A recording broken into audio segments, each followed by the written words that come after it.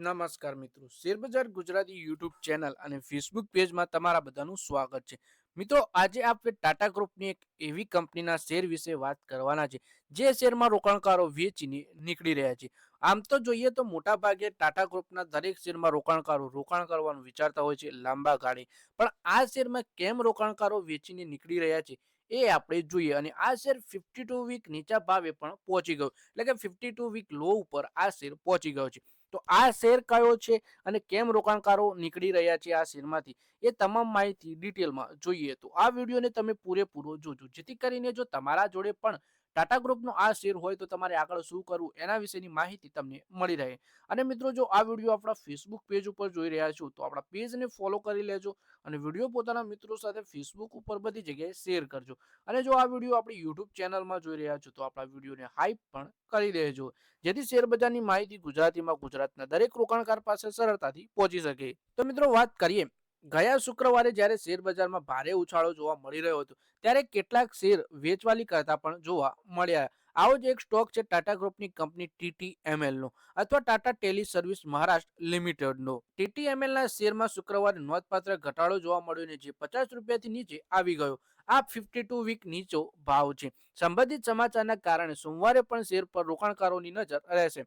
એટલે કે શુક્રવારે આપણને શેર બજારમાં તેજી જોવા મળી, પણ ટાટા ગ્રુપનો આ શેરમાં ઘટાડો જોવા મળ્યો. કંપની છે TTML, એટલે કે Tata tele service Maharashtra limited, અને આ શેર 52 વીક લો ઉપર આવી ગયો અને 50 રૂપિયાની નીચે આ શેર જોવા મળ્યો. સોમવારે પણ આ શેરમાં આપણને આની કંઈક અસર જોવા મળી શકે છે.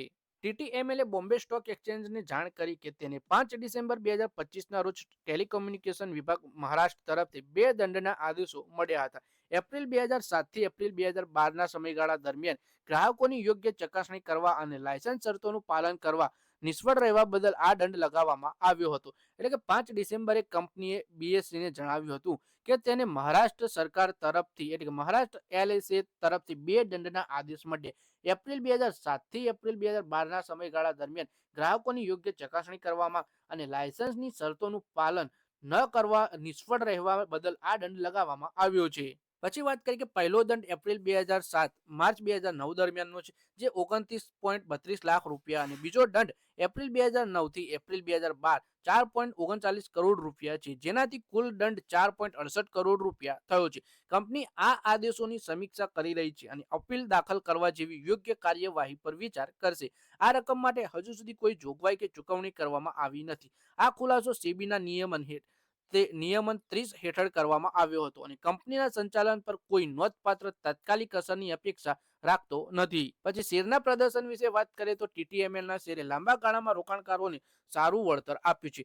3 વર્ષ, 2 વર્ષ અને 1 વર્ષના સમયગાળા દરમિયાન વળતર નકારાત્મક હતું. ગયા વર્ષે ડિસેમ્બરમાં આ શેર 88 રૂપિયા અને 88 પૈસા ઉપર હતું. આ શેરનો 52 વીક હાઈ હતો. તેનો 52 વીક નીચો ભાવ 49 રૂપિયા 01 પૈસો છે, જે ગયા શુક્રવારે ટ્રેડિંગ દરમિયાન છેલ્લે આટલા નીચા સ્તર પર પહોંચ્યો હતો. તો મિત્રો, આ વિડીયોમાં આપણે વાત કરી ટાટા ગ્રુપના share Tata tele service Maharashtra limited, એટલે કે TTMLના શેર વિશે, જેમાં કંપનીને 2 દંડ લગાવવામાં આવ્યા છે અને આના કારણે આપણને શેરમાં અસર જોવા મળી રહી છે. શુક્રવારે આ શેરમાં આપણને ઘટાડો જોવા મળ્યો અને 52 વીક લો ઉપર આ શેર જોવા મળ્યો હતો.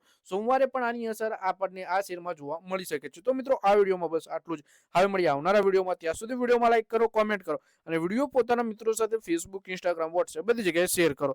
શેર બજારની આવી જ માહિતી ગુજરાતીમાં જોવા માટે તમે ચેનલને સબસ્ક્રાઇબ કરી ઘંટડી પણ દબાવી દેજો અને આપણા ફેસબુક પેજને પણ ફોલો કરી લેજો.